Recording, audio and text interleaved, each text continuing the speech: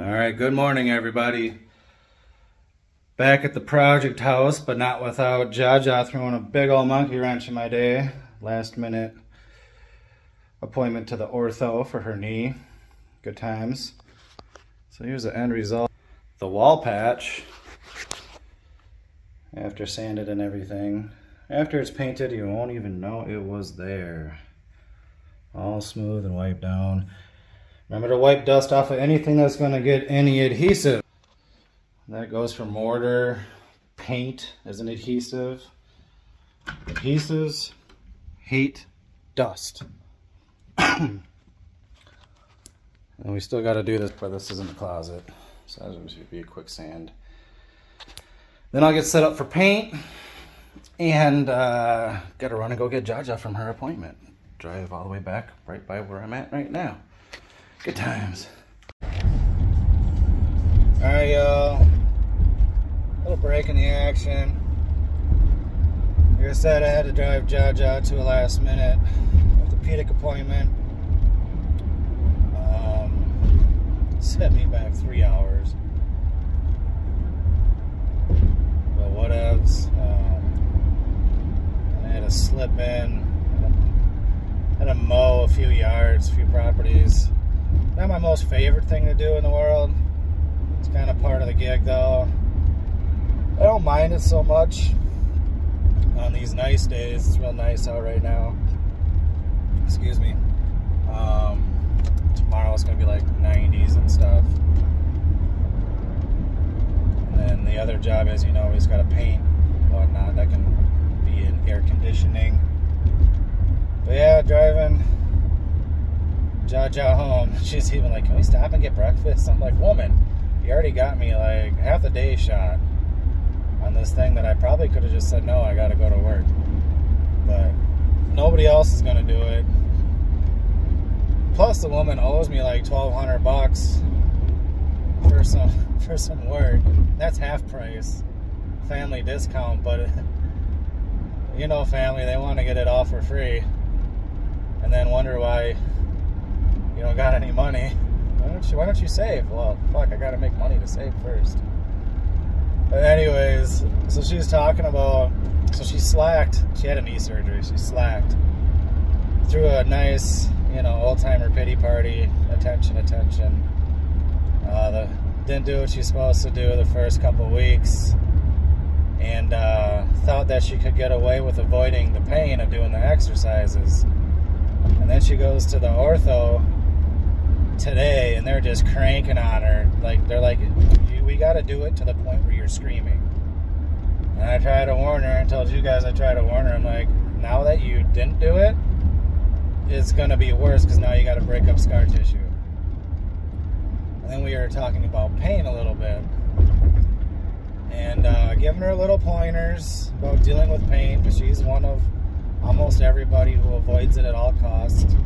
And I kind of equate physical pain with emotional pain, and even resolving the issues the same way. Either way, you're gonna have to feel it when you're healing. And if you avoid it, it'll manifest in some other way. So for instance, with her leg, if she avoids the pain at all costs, not only is it going to jack up her knee surgery, her knee replacement, and she's going to be walking with a straight, stiff leg, and it's probably going to hurt. It's probably going to do some nerve stuff in there, but it's also going to blow out her hip, because her hip's going to take the toll. And she's got to get a hip replacement, and probably a second knee replacement. And that's the same with emotional stuff. It'll come out in other ways, whether you got to deal with the pain addiction style or whatever it is, that you compensate for it with. And my little pointer today, besides some technical stuff that her physical therapists are going to miss and have already been missing, I'll maybe get into that muscular myofascial tissue stuff later. But I'm like, Margaret, you gotta, I know you're afraid to walk on it, and it's frustrating, and it gives you anger. I'm like, but the trick is, is you got to detach your emotions from the pain and know that the pain that you're feeling are just signals to your brain. Kind of like that Matrix stuff. Like, otherwise, your emotions are going to get in the way, and it's going to make it all even worse than you've already made it with your fear and all that. I don't bother talking God stuff to her because she's kind of one of them fakies. But she prays for stuff when she needs something. I don't know if she's praying to the right God. But, yeah. I think this is the right road. Pretty sure it is. Got one more moda to do. But it's the same with whatever, trauma or anything like that. So you got a whatever, mood disorder, emotional stuff going on. How do you detach your emotions from your emotions? The emotions are attached or triggered by a memory or thought or whatever. And it's I think this is where meditation comes in good, because it really helps you step out of the theater or the play that you're kind of in. Sit in the audience and you watch the movie. Very key to dealing with any kind of mental disorders or thoughts that trigger ongoing chronic maladaptive feelings that you eventually use behaviors to manage. But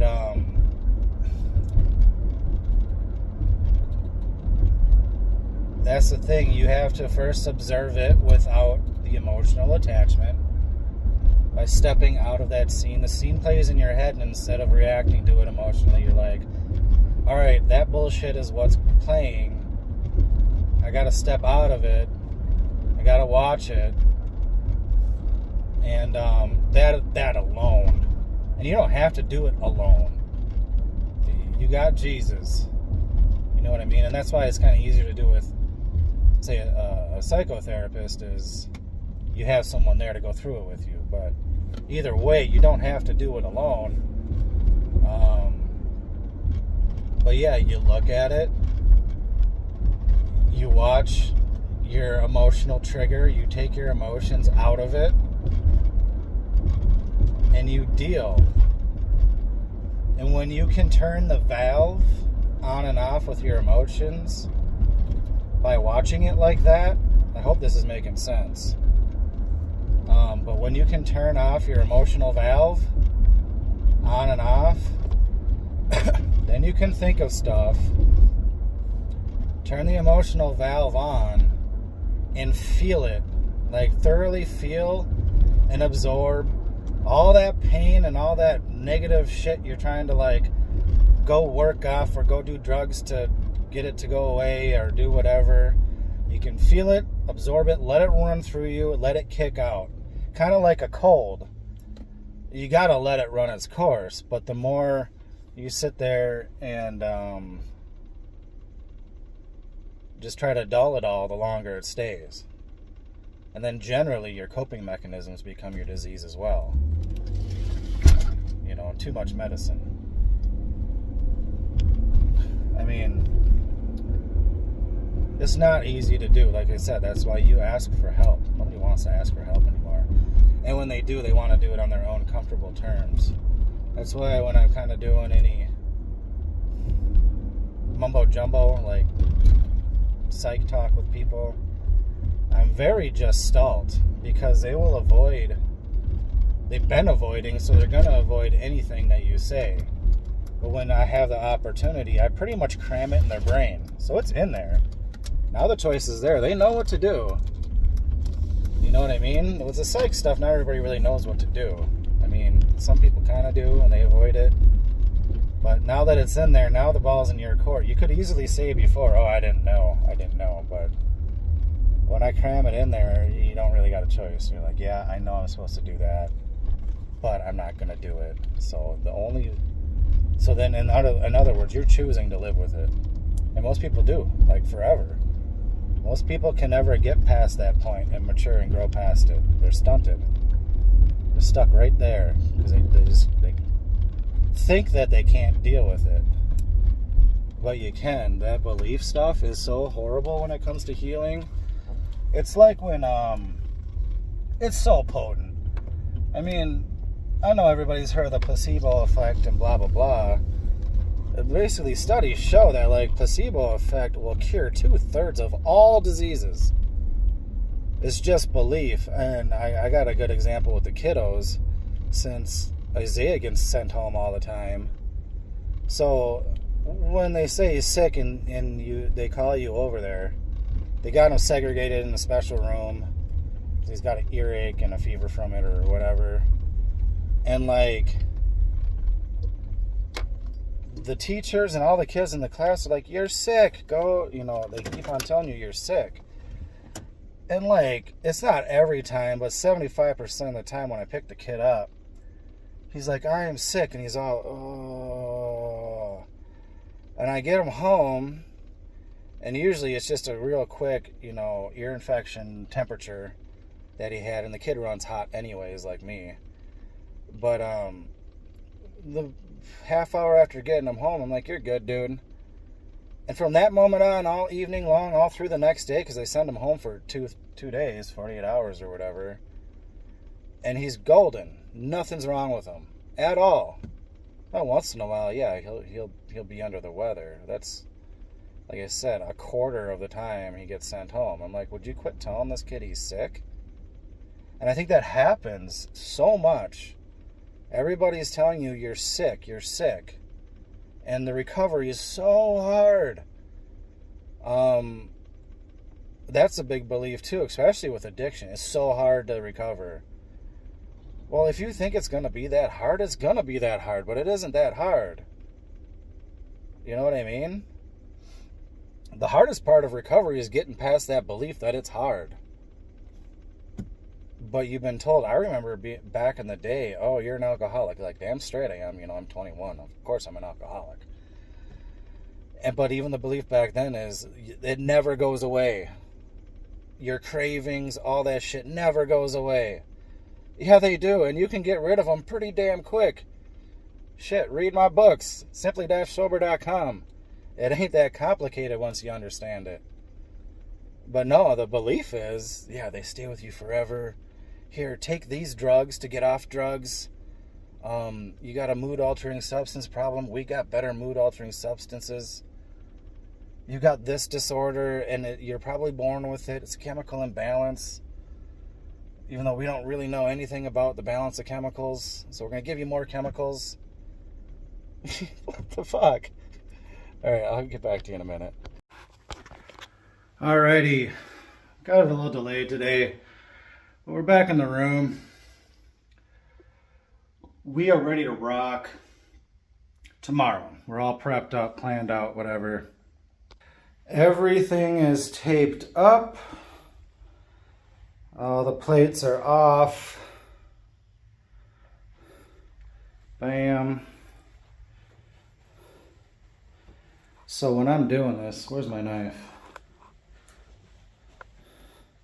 I used to do it wrong, so I'm showing you how I do it now. I like to do mine in little chunks. Chunk.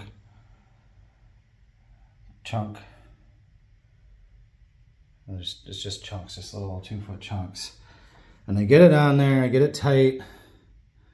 And sometimes when it's a shitty paint job from before, where is a good spot, I'll leave a little room just to cover it up and maybe give it a line, like right here.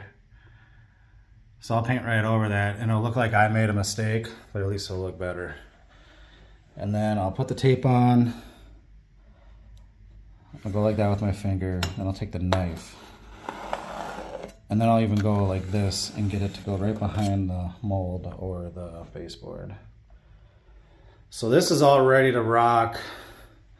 I'll put a little primer on this orange junk. Just so it doesn't look like crap.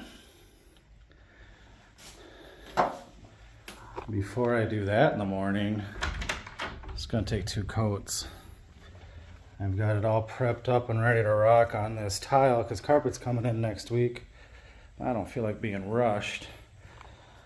So I got our mortar, I got all my mixing and trowels and spacers. I already vacuumed it all up, it's all cleaned up. Put a couple down there to make sure that they weren't too unlevel. Not much you can do. So we're gonna put that in first tomorrow, then go do the first coat on the bedroom, and hopefully after the second coat in the bedroom, that'll be dry enough to do the grout at the end of the day. And then I don't got much before carpet comes in. I got a couple other little things to do in here, but that'll do it. It's like 80% of any project is just planning and prepping, and then the actual work part. Usually the parts you see in videos and stuff that goes super quick and easy, that's like 20%. And like my brain will just crunch like, what do I gotta do? What do I gotta look up? What do I need? Like, I don't like jumping into a project blind. The investors like doing that. Hey, go do this thing real quick. It's easy. Like, you don't even know how to do it. How are you gonna tell me it's easy? And so I like to go look. Sometimes it's easy. But yeah, look, what do I need? How much do I need? Is there gonna be something weird? Get it all prepped up, spend my time getting ready, knowing what I gotta do, getting what I gotta get, cutting what I need to cut. And then when it comes time to actually do it, yeah, it's like those videos. Bam! Look how easy it is. All right, see you later. Sorry, one more thing. I almost forgot to, since I'm talking about planning and prepping, might as well show you what I got laid out here. Like, went right over it. So, paint. Damp cloth for when you do have an oopsie. Obviously, roller. A little handle's nice to have. A little extension for the roller. I don't need my big extension for this room. The ceiling's pretty low. I mean, I almost don't even need a ladder or anything. Tray, liners, get liners. You don't gotta ever clean out your tray. You just slap a liner on there. They're like $1 for 3. These edgers. I love these things. They got little rollers on them, and I'll use them a lot. I might use my brush to cut the tops. Sometimes I use this though, it just depends on how it's going. And I mean, veteran painters are just like, whatever, I just use the brush. I love these things. You goop some paint on there, and you just start like that, and just bam! And you go up and down, and it just leaves this perfect cut. And it doesn't even get on there at all. It just cuts down on time, you know, and it just gives a nice thick coat. And I'll do it on here too. I'll just use back and forth. Gives you whatever, 3.5 inch thing on there.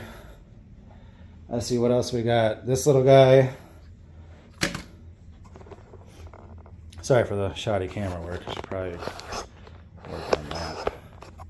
This is my little whatever paint cup for when I'm using my brush. Just easy to carry and use. Tape, blah blah blah. 9 inchers.